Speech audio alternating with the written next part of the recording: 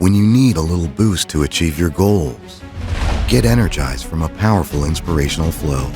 Download Motivation Hub and get unique life-changing quotes.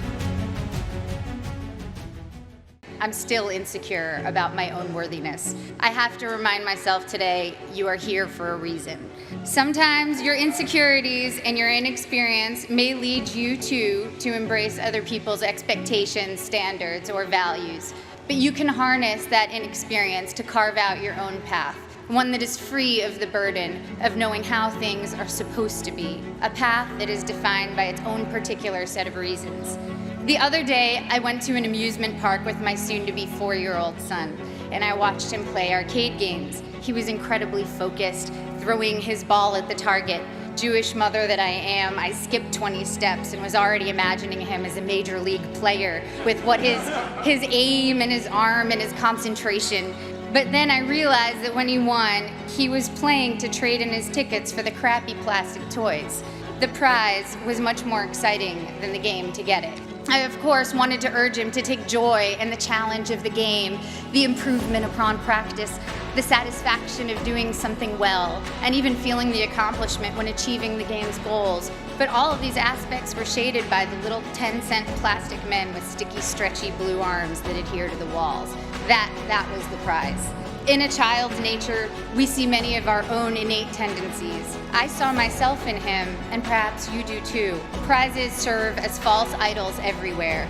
Prestige, wealth, fame, power. You will be exposed to many of these, if not all. A couple of years ago, I went to Tokyo with my husband, and I ate at the most remarkable sushi restaurant. I don't even eat fish, I'm vegan, so that tells you how good it was. Even with just vegetables, this sushi was the stuff you dream about. The restaurant had 6 seats. My husband and I marveled at how anyone could make rice so superior to all other rice. We wondered why they didn't make a bigger restaurant and be the most popular place in town. Our local friends explained to us that all the best restaurants in Tokyo are that small and do only one type of dish, sushi or tempura or teriyaki, because they want to do that thing well and beautifully. And it's not about quantity, it's about taking pleasure in the perfection and beauty of the particular. I'm still learning now that it's about good and maybe never done. That the joy and work ethic and virtuosity we bring to the particular can impart a singular type of enjoyment to those we give to, and of course to ourselves. In my professional life, it also took me time to find my own reasons for doing my work. The first film I was in came out in 1994, again, appallingly, the year most of you were born. I was 13 years old upon the film's release, and I can still quote what the New York Times said about me, verbatim. Ms. Portman poses better than she acts. The film had a universally tepid critical response and went on to bomb commercially. That film was called The Professional, or Leon in Europe. And today, 20 years and 35 films later, it is still the film people approach me about the most to tell me how much they loved it, how much it moved them, how it's their favorite movie. I feel lucky that my first experience releasing a film was initially such a disaster by all standard measures. I learned early that my meaning had to be from the experience of making the film and the possibility of connecting with individuals rather than the foremost trophies of my industry, financial and critical success. And also that those initial reactions could be false predictors of your work's ultimate legacy. I started choosing only jobs I was passionate about and from which I knew I could glean meaningful experiences. This thoroughly confused everyone around me, agents, producers, and audiences alike. If I had known my own limitations, I never would have taken the risk. And the risk led to one of my greatest artistic and personal experiences, in that I not only felt completely free, I also met my husband during filming. Similarly, I just directed my first film, A Tale of Love and Darkness, and was quite blind to the challenges ahead of me. The film is a period film, completely in Hebrew, in which I also act, with an 8-year-old child as a co-star. All of these are challenges I should have been terrified of, as I was completely unprepared for them. But my complete ignorance as to my own limitations looked like confidence and got me into the director's chair. Once there, I had to figure it all out, and my belief that I could handle these things, contrary to all evidence of my ability to do so, was half the battle. The other half was very hard work. The experience was the deepest and most meaningful one of my career. Now clearly, I'm not urging you to go perform heart surgery without the knowledge to do so. Making movies admittedly has less drastic consequences than most professions and allows for a lot of effects that make up for mistakes.